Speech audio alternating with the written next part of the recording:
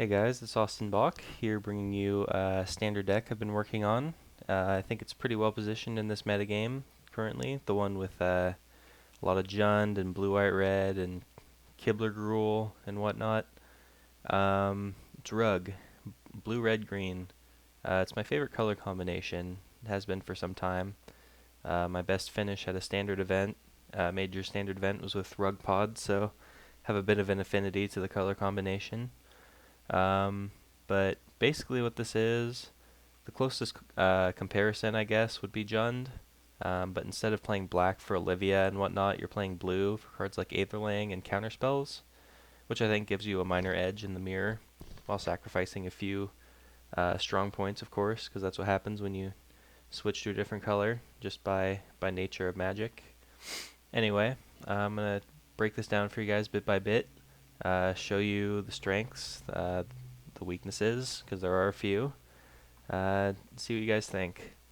So starting with the creatures, we've got 3 Scavenging Oozes, pretty stock list.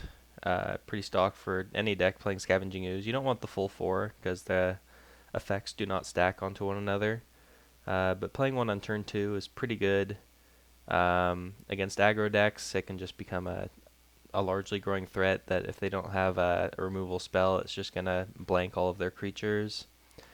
And it shores up the hands that don't have Farseek, because Farseek is easily the best card in this deck. So as you can see, we currently have 0 3-drops in this deck. And the reason being, just our more powerful spells are in the 4-drop and up.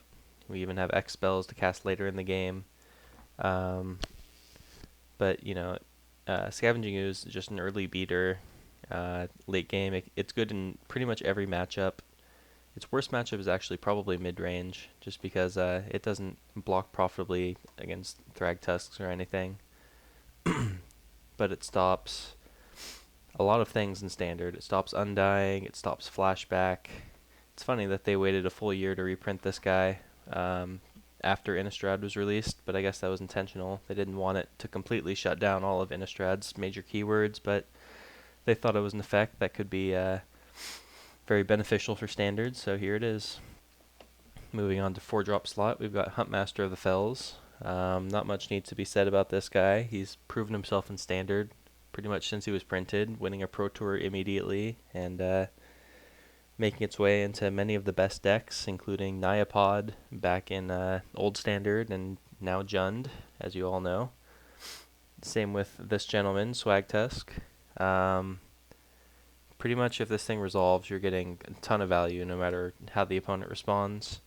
Unless they have like a turn and burn or another way to... I guess turn and burn is the only way to deal with the Thragtusk profitably and get a 1-for-1. You still get 5 life out of the deal. So yeah, Swagtusk. And then a pair of Aetherlings. Best finisher in Standard. If you can untap with 7 lands and resolve this thing, it's pretty hard to lose, unless you're playing against like mono red or something, but it's not a super popular deck right now. Yeah, so that's the creature suite. 4 creatures, but all very powerful on their own. All capable of taking over a game if you untap or top deck one, which is just what the deck wants. Same with Jund, just a bunch of haymakers. So to fill in the holes, obviously while these creatures can all take over the game, you have to survive long enough to stick one and protect it. So we've got other spells. Pillar of Flames.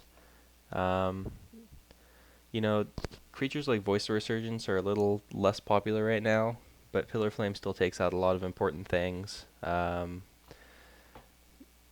opposing Scavenging Oozes, any aggro creatures, Champion of the Parish, anything like that. We just don't want to roll over to the aggro deck, so we need some early interaction. Even though Pillar of Flame does come out in a lot of matches. Oops, I accidentally cut one.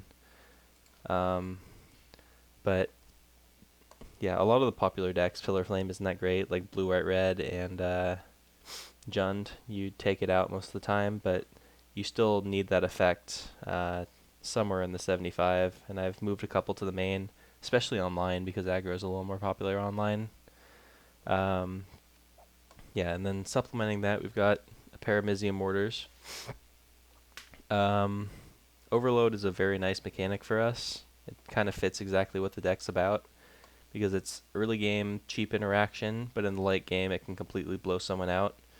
Same with something like a Scavenging Ooze. It's a good play on turn 2, but if you like top deck it when there's like 10 creatures in the graveyard, it's going to completely take over immediately. Just like those very flexible threats and answers that deal with things at all stages of the game. Like, basically the point of this deck is to minimize the number of bad top decks in the late game, because pretty much everything is a good top deck. We just have to get to the late game. Same thing with Cyclonic Rift. It's early interaction. It can bounce a Burning Earth. It can board wipe the opponent and then win. Cyclonic Rift is very powerful. I wanted access to at least one in the main board. Might go up to more, but I don't think it's something you want to have too much of, since it doesn't actually remove things. It's just a very strong tempo play in the right situation. Pair of Turn and Burns. Kills anything on turn 5. Can also just burn things. That's also very acceptable against aggro decks and whatnot. We only have 2 of them in the main deck. There's another one in the sideboard, I believe, but it is kind of expensive. You don't want to be holding a bunch of these and Thragtusk and have to decide between playing one or the other on turn 5. So we cut down to 2. Then we have a Ralzeric, 3 of them actually. Ralzeric, I believe that this is the deck for Ralzeric, to be honest. All of its abilities are relevant. Against aggro decks or even mid-range, you can just shoot things. 3 damage is more than enough to kill almost everything in Standard. You can even combine with something like Pillar of Flame to finish off a Thundermaw Hellkite or something like that. Its plus ability is very relevant, though. Tapping something, then untapping something else is basically ramp. So it's like Farseek's 5 through 7 in a lot of cases. You can get out like a turn 5 Aetherling if you want to protect it. Turn 4 Opportunity seems pretty sweet.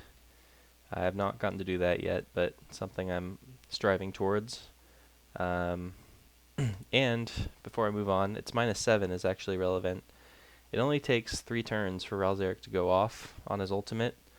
If you can stick a creature and then ultimate Ralzeric, even if you take like 2 or 3 extra turns, like let's say you just take 2, you're giving your creature triple strike basically. Against control, obviously they have to try to interact with Ralzeric. Normally control is a bad matchup for this kind of deck, but when you have threats like Ralzeric that they can't get off the field very easily unless they have a detention sphere, they have to put pressure on this. Like, they have to waste their War Leader's helixes and whatnot to try to kill this rather than our guys, because the ultimate is a very real threat. Like, when we have Aetherling out and we -7 Ralzeric against control, like, they just can't come back from that unless they have some small miracle. What am I missing? Bonfire of the Damned, another one of the best cards in Standard. Kills almost everything. It's an amazing top deck. Works well with all our ramp. Opportunity. Pair of those. Originally I had Sphinx's Revelation and I was splashing white, which wasn't the worst. Farseek helps with that a little bit, but we have a lot of very strict mana costs, like triple red on Mizium Mortars, this craziness on Plasm Capture. So I just wanted to reduce the colors. It also made us worse against Burning Earth, which is growing in popularity, so I mean, we're still pretty dead to Burning Earth, but at least our mana is easier. I mentioned Plasm Capture just a little bit ago. I haven't gotten a chance to test with this very much. I've been playing Counterflux in the 3-drop slot, but I wanted to try Plasm Capture as a 1-of. It seems pretty insane in some situations. Like, obviously everyone knows you can counter like a Sphinx's Revelation for 10 and then play 2 Thragtusk and keep all your mana up or whatever, something insane like that, but I just like it as a little bit of value. Most of the time we're not going to be countering spells in the early game anyway, other than like a turn 2 Syncopate against aggro decks. So I don't mind having a slightly more expensive counterspell just to protect our threats later on after we've stuck one and are trying to attack with it. So yeah, I think I covered everything. 25 lands, almost the full set of all the duels, minus like one Steam Vents, one Sulphur Falls, I think is it. One basic mountain, just cause in case there's like Ghost Quarter or something we play against. Pair of Kezig Wolf Runs, another huge mana sink. Major theme of this deck is mana sinks. Similar to Jund, you're trying to find ways to prevent. You're trying to find flood insurance basically. So you're playing all these like X spells that are good at all stages of the game. Like we have a lot of things we can play on turn 7 for super value, and then just clean up with Kezig Wolf Run. So that's the 60. I accidentally cut a Pillar of Flame by clicking on it, but let's take a look at the sideboard. We have the 4th Scavenging Ooze, which comes in against aggro decks and control decks, which is the 2 matchups where it really shines. You're never really going to cut Scavenging Oozes unless there's like some weird extreme case that I can't think of. But I do like having access to the 4th Ooze. Pillar of Flame number 3 and 4 against aggro. We just need more cheap early interaction. We can cut our expensive stuff in the cases where that's necessary. 3 Ratchet Bombs. I don't love having Ratchet Bomb with all this other cheap removal, but it's basically necessary to deal with Bant Hexproof. There's like no other way for this color combination to deal with it outside of like naturalizes. We do have one naturalize effect, Sundering Growth. Basically just a naturalize for all intents and purposes. I bring it in against red decks that I suspect to have Burning Earth. Also in some corner cases it's good against Detention Sphere, but it's less likely. And the reason I'm choosing Sundering Growth over Naturalize, the double green is not an issue. We have 16 green sources in the deck. Populate is kind of relevant though, because we have Thragtusk and Huntmaster, so sometimes we'll get a 2-for-1 out of this thing. Not very often, but often enough that it's better than Naturalize in my opinion. The 3rd Mizzium Mortars against decks that Mizzium Mortars is good in, such as Midrange Mirrors and Restoration Angel deck, that kind of thing.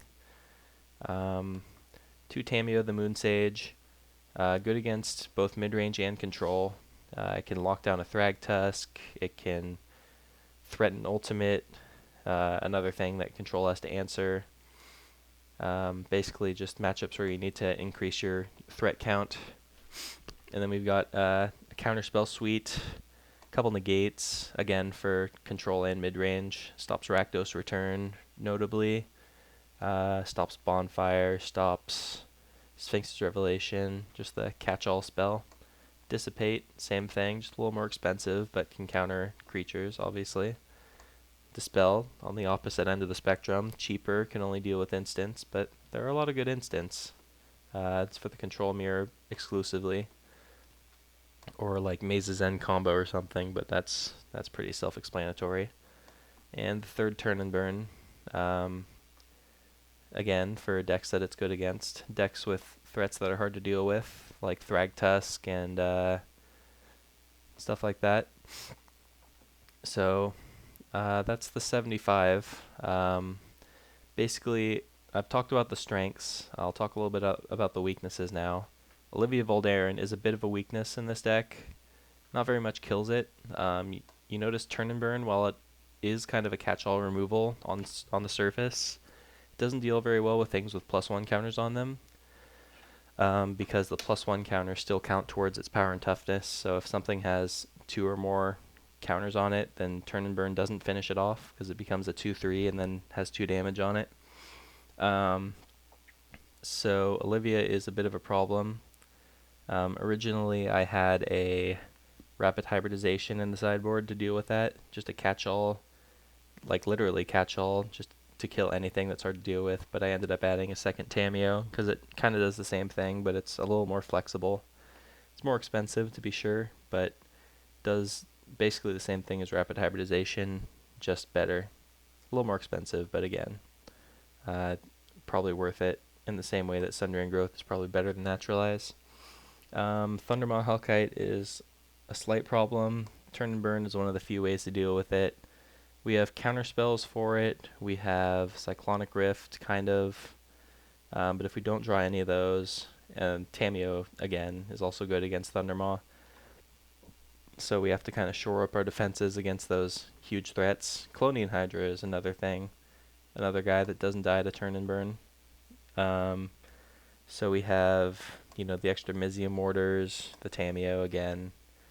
Um, yeah, not a ton to deal with it, but we do what we can.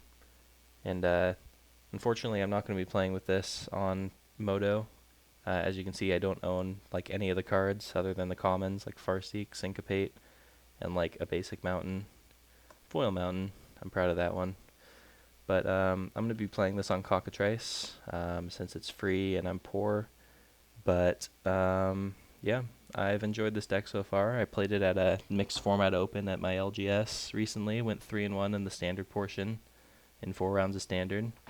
My only loss was to Maze's End Turbo Fog because that was just stupid and a bad matchup in general. I mean, I went to 3 games, so proud of that at least, but happy with 3-1 overall. So, yep, I'm going to try this out for a few rounds in Cockatrice and see how you guys enjoy it.